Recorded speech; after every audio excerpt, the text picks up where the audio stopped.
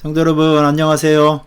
오늘 월요일인데 이 한 주간 하나님의 은혜와 평강이 여러분의 삶 속에 있어서 언제나 행복하고 건강한 삶이 될 수 있기를 축복합니다. 오늘부터 제가 이 정오 기도회를 쭉 인도할 텐데 제가 테마를 한번 잡아봤어요. 영적 승리자. 아마 이 세상에서 패배를 좋아하는 사람은 아무도 없을 겁니다. 지금 우리는 코로나와 심각한 싸움을 하고 있는데 이 싸움에서 우리가 반드시 승리해야 합니다. 영적 싸움도 있고 또 건강과의 싸움도 있고 우리 일상을 보면 내가 극복해야 될 여러 가지 싸움이 있는데 근데 제가 말씀을 연구하고 준비하다 보니까 이런 게 느껴지더라고요. 성공한 사람도 다 이유가 있고 패배하는 사람도 다 이유가 있습니다. 제 말의 뜻은 승리하는 사람은 승리하는 원리와 비결, 그 승리하는 법을 몸에 가지고 있어야, 그 방법을 가지고 있어야 승리할 수 있다는 것이죠.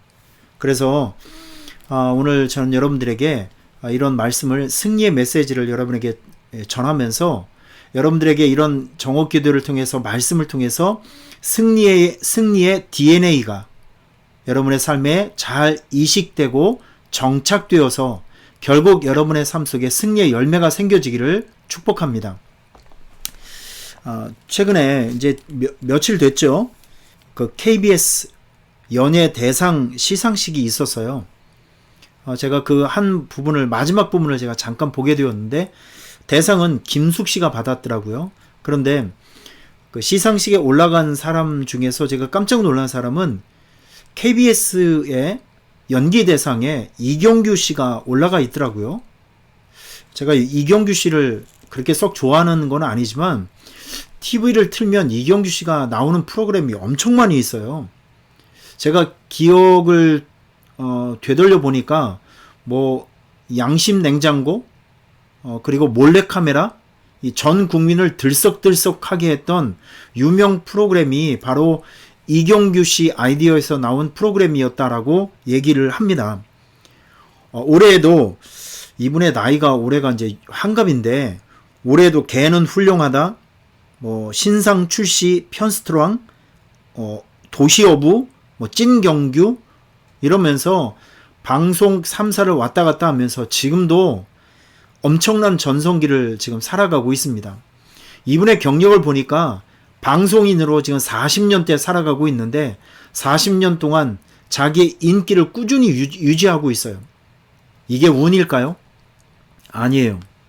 운은 절대 아닙니다. 정상에 올라간 사람들은요, 반드시 올라가지 못한 사람들이 가지고 있는 그 어떤 노하우가 있어요. 승리의 DNA가 있습니다. 지혜가 있습니다. 뭔가 무기가 있으니까 올라간 거 아니겠어요? 많은 사람들이 물어보더라고요. 당신은 도대체 40년 동안 인기 유지 비결이 도대체 무엇인가? 라고 이야기를 하는데 말을 쭉 들어보니까 제가 세 가지를 정리해낼 수가 있겠더라고요. 첫째, 이경규 씨는 트렌드는 따라가요. 하지만 나의 개성을 유지한다. 자기 게 있어야 된다는 거죠. 아무리 유행도 좋지만 내게 있어야 된다는 거예요. 결국 어떤 유행을 따라갈 때 나의 개성을 내려놓고 따라가게 되면 자기는 복제품밖에 될 수 없다는 것이죠. 이게 참 중요한 의미가 있습니다. 여러분, 우리의 정체성은 하나님의 자녀입니다. 여러분의 정체성은 하나님의 자녀예요. 세상이 아무리 복잡하게 변한다 할지라도 우리는 하나님의 자녀라고 하는 이 알맹이, 이 영적인 DNA, 정체성을 확실하게 붙잡고 살아가야 합니다. 자, 이경규 씨가 얘기하는 자기 인기를 지금 유지하는 비결이 두 번째가 무엇이냐면 시대의 흐름을 거부하지 않는다는 거예요. 시대의 흐름을 거부하지 않고 지금 시대의 변화를 유연하게 받아들인다는 거죠. 여러분, 새로운 것을 시도하면 불편합니다.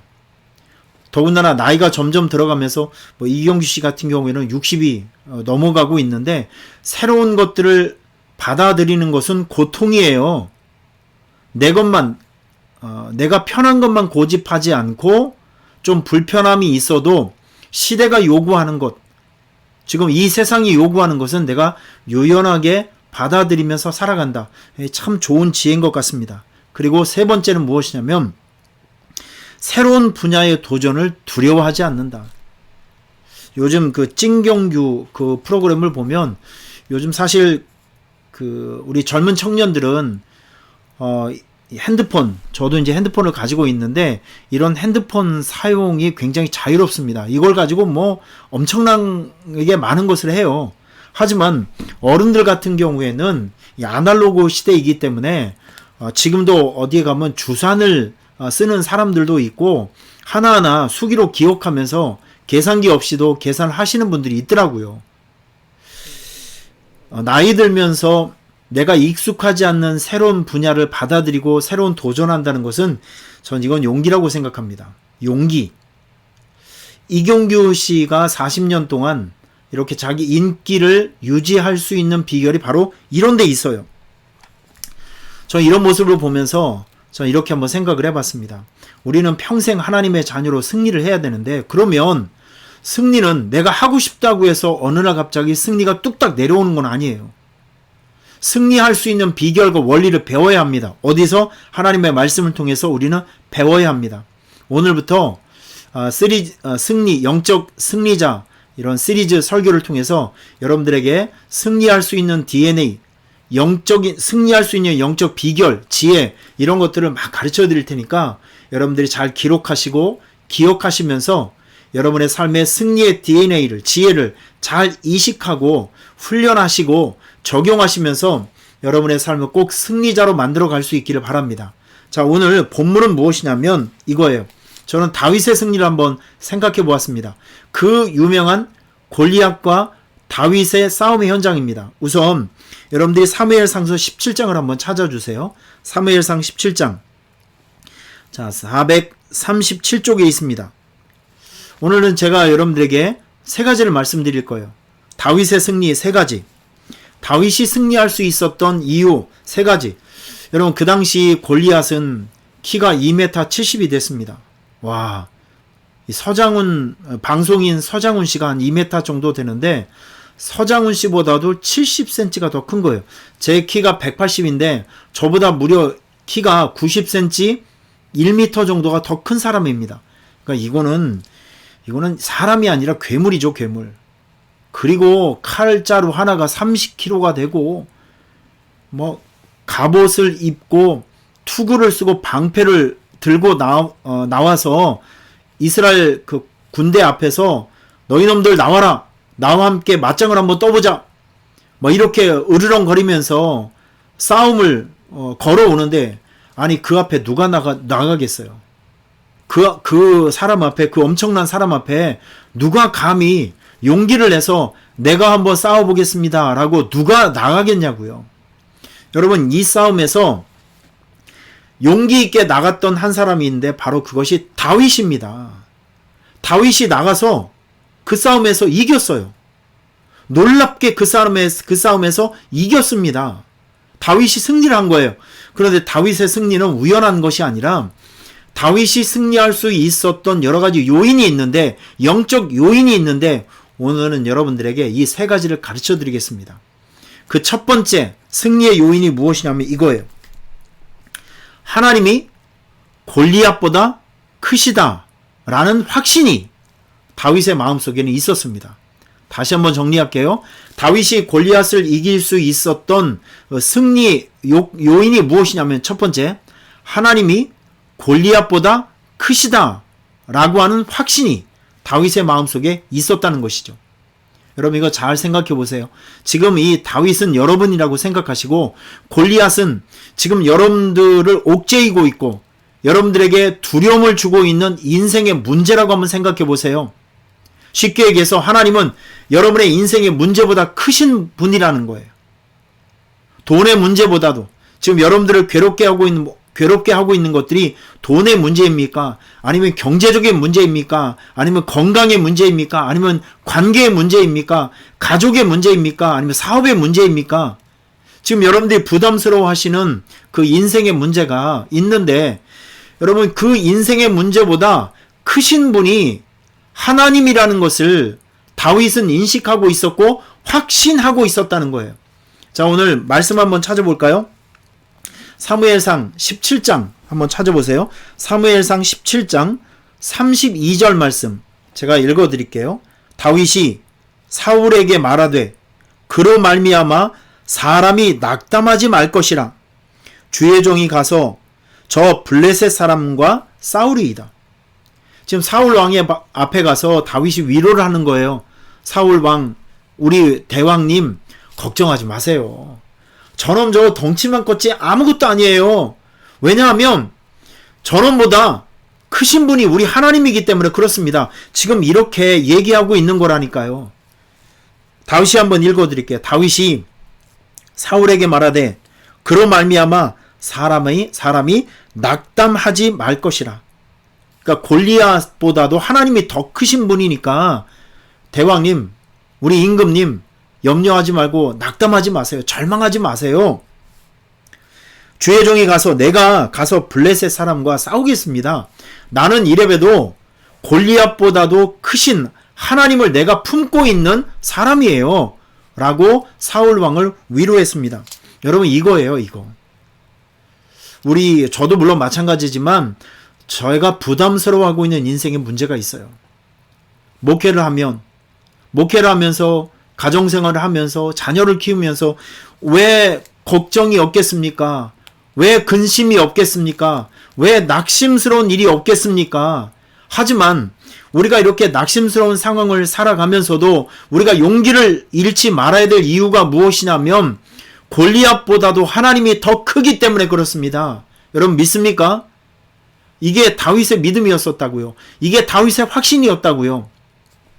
이 성경에 보면 그 마가복음 4장을 보면 예수님이 배를 타고 어떤 지역으로 이동을 하고 있었는데 태풍이 왔어요. 제자들이 난리 났습니다. 너무너무 두려워서 배 밑에서 자고 있는 예수님을 막 깨웠어요. 예수님 큰일 났습니다. 지금 우리가 이 태풍 때문에 다 죽게 생겼는데 어쩌면 예수님 이런 상황에서 잠을 자십니까? 예수님이 일어나 주세요. 막 깨웠죠. 예수님이 배 위에 올라가시더니 성남 파도를 향해서 외칩니다. 고요하고 잠잠하라. 명령하셨죠. 그리고 난 다음에 예수님이 이런 얘기를 해주셨습니다. 어찌하여 너희가 이렇게 무서워하느냐? 여러분 이 말씀의 배경에는, 이 말씀의 뜻에는 이런 의미가 있습니다.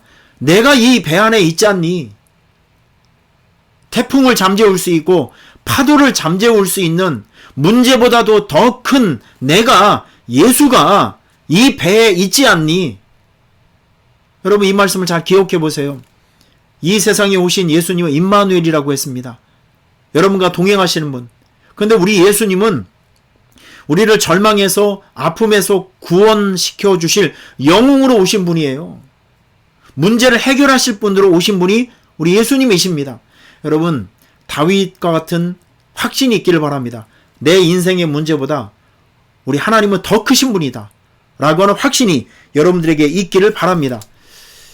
이런 하나님을 믿는다고 하면 여러분의 인생의 문제를 하나님께 맡길 수 있지 않겠어요? 맡기면 하나님께서 여러분을 도우심의 역사가 나타납니다. 자, 두 번째, 다윗이 승리했던 요인이 무엇이냐면 이겁니다. 하나님은 내 편이시라는 확신이 있었습니다. 누구 편이요? 하나님이 내 편이시다. 자, 우리 오늘 36절 말씀을 한번 읽어볼게요. 본문 사무엘상 17장 36절. 주의 종은 다윗입니다. 내가 사자와 곰도 쳤은즉, 지금 아버지 양을 칠 때에 사자가 공격하고 곰이 찾아오게 되면, 습격하게 되면 내가 그들과 싸웠다는 거예요. 주의 종이 사자와 곰도 쳤은즉 살아계신 하나님의 군대를 모욕한 이 할례받지 않는 블레셋 사람이리까 그가 그 짐승이 하나같이 되리이다. 여러분 지금 이 말씀 간단하게 요약하면 하나님께서는 사자의 이빨에서 곰의 발톱에서도 나를 지켜주셨습니다. 그런 하나님이 내 편이니까, 그런 하나님이 이 싸움에서도 내 편을 들 거니까, 내가 이길 거니까 걱정하지 말라는 거예요. 여러분 다윗의 믿음은 아주 단순합니다. 하나님은 골리앗보다 더 크다. 내 인생의 문제보다 더 크다. 그리고 또 한 가지. 하나님은 내 편이시다. 하나님은 내 편이시다. 아, 이거 정말 멋있는 신앙 아니겠어요? 하나님은 누구의 편? 내 편.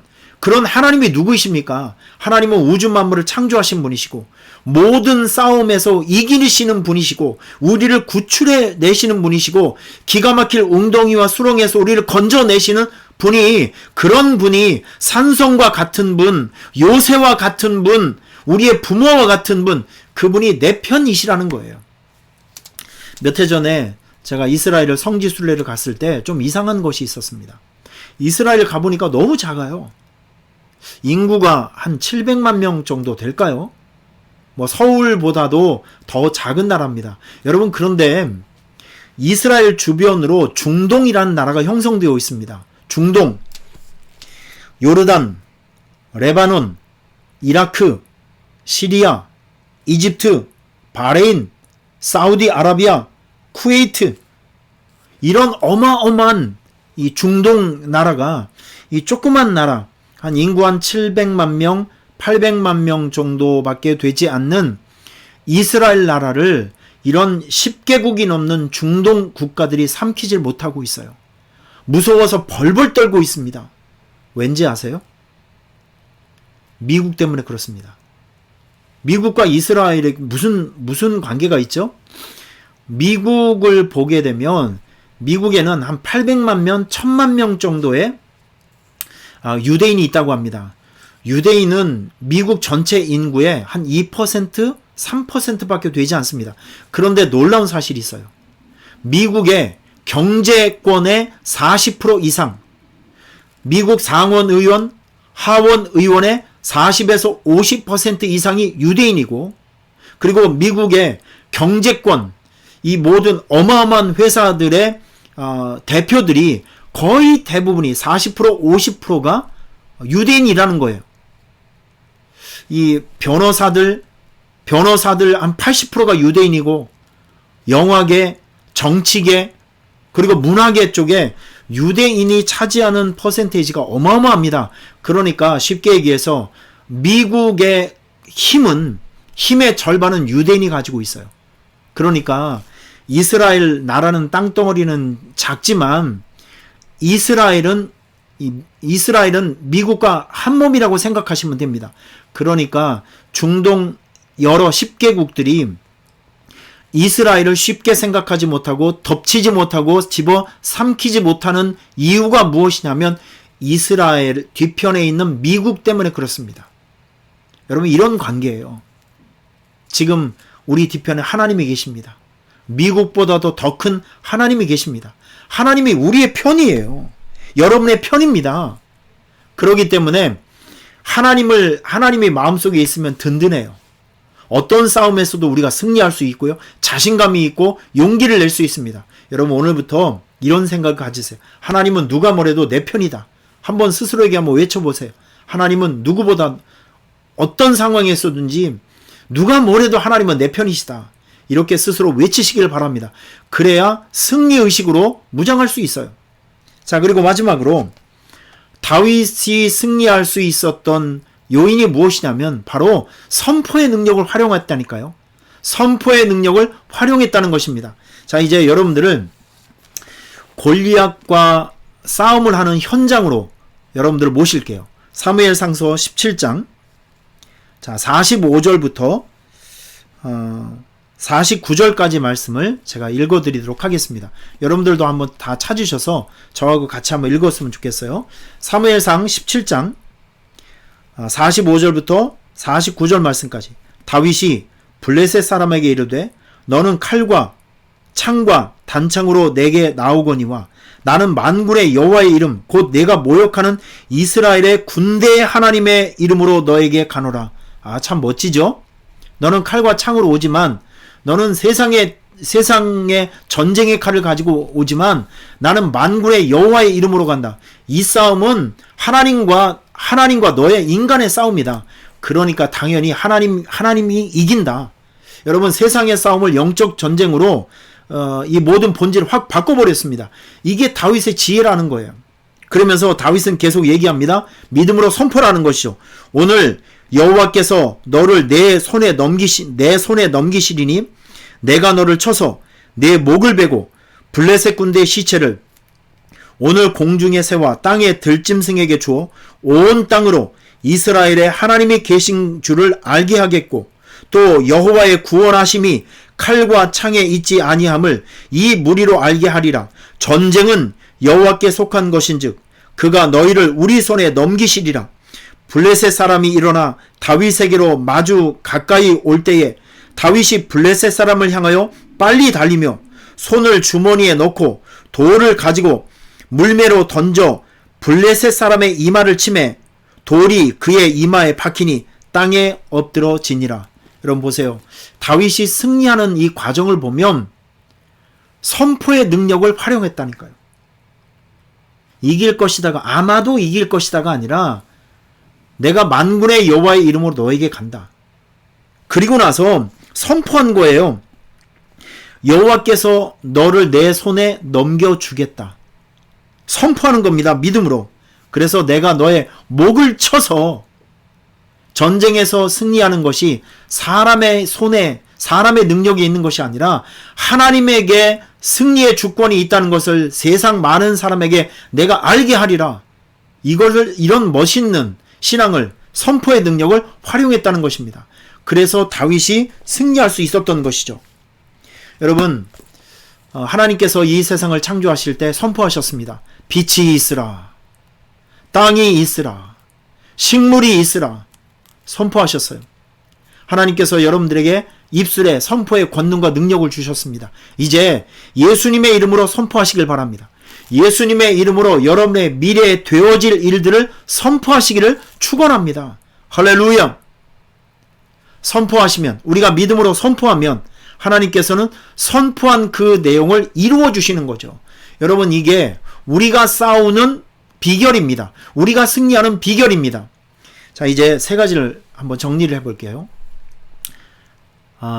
누구도 예상치 못했던 누구도 승리를 예상치 못했던 골리앗과 다윗의 싸움에서 모든 사람의 상상을 뒤집어 엎고 다윗이 이겼습니다. 어떻게 이겼을까요? 세 가지입니다. 첫째, 다윗은 하나님이 골리앗보다도 크신 분이라는 것을 확신했어요. 여러분, 하나님이 여러분의 문제보다 크십니다. 이 본질을 여러분께서 확실하게 인지하셨으면 좋겠어요. 두 번째, 다윗은 하나님이 내 편이시라는 확실한 믿음이 있었습니다. 누가 뭐래도 하나님은 내 편이시다. 하나님이 내 편이 되면 반드시 나를 도와주실 것이다. 하나님이 도와주시면 이겨요. 여러분들에게도 하나님이 누가 뭐래도 하나님이 내 편이시다는 확고한 믿음이 있기를 바랍니다. 그리고 하나님께서 여러분에게 주신 하나님의 자녀에게 주신 선포의 능력을 활용할 수 있기를 바랍니다. 여러분의 미래에 염려와 걱정을 선포하지 마시고 승리를 선포하십시오. 번성을 선포하시길 바랍니다. 정복을 선포할 수 있기를 바랍니다.